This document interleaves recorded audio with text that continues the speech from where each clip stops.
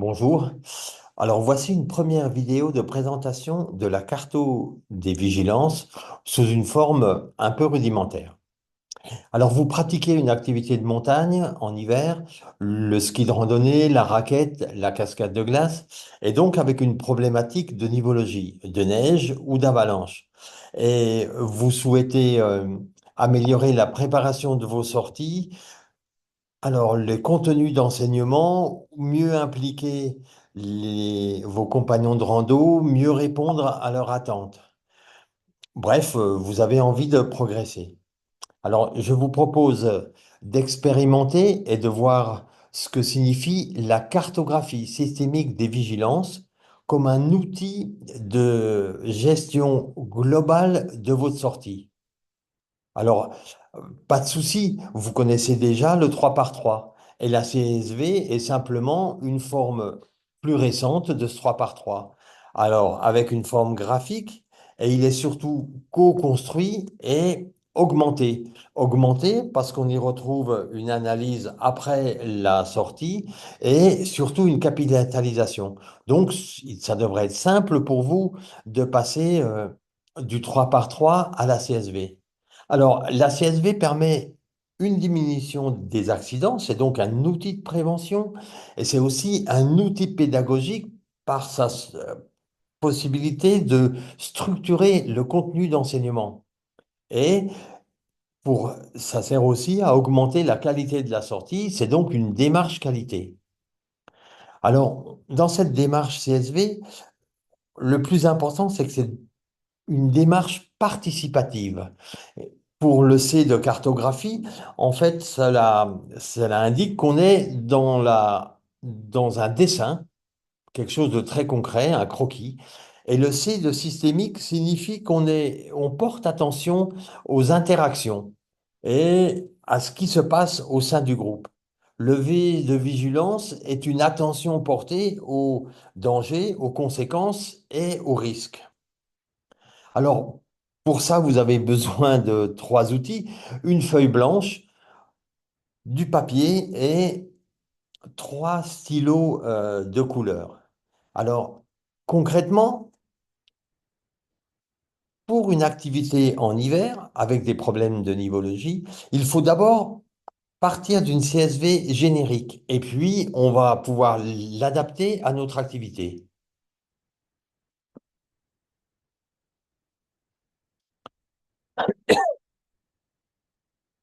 Alors après, le premier mot de la CSV, c'était un gribouillon, parce qu'en fait, ce gribouillon que vous avez devant les yeux, il est illisible, mais par contre, il permet de suivre l'ensemble de la préparation et surtout d'avoir un référent sur le terrain.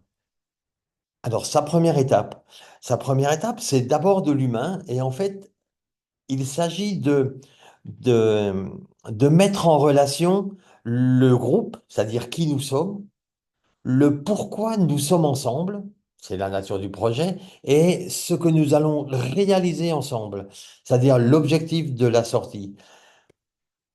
Alors forcément, ça nécessite de se retrouver ensemble, soit avant la sortie, soit sur la route si c'est une sortie à la journée, soit au refuge, ce qui est le plus simple, soit en visio aussi pour une sortie à la journée.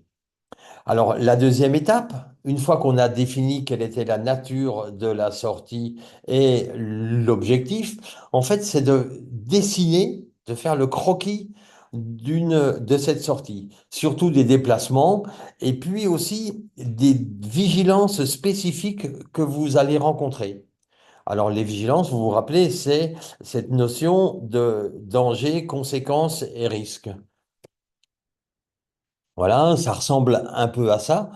Et on y retrouve l'utilisation des trois couleurs avec les trois niveaux entre sans risque, risque modéré ou risque important. La troisième étape, elle est relativement simple puisque c'est celle que vous faites habituellement et systématiquement quand vous préparez une sortie. On y retrouve ben, les transports, les différentes mobilités, les rendez-vous, les horaires, quel est le matériel dont j'ai besoin. Puis aussi une phase importante, en cas d'accident, qu'est-ce qui se passe? Est-ce que j'ai de la connexion? Est-ce que j'ai pas de la connexion? Quelle est ma météo? Est-ce que les secours héliportés sont possibles? Bref, c'est une case importante de la préparation. Ensuite, la quatrième étape, c'est un retour à cette vigilance de groupe.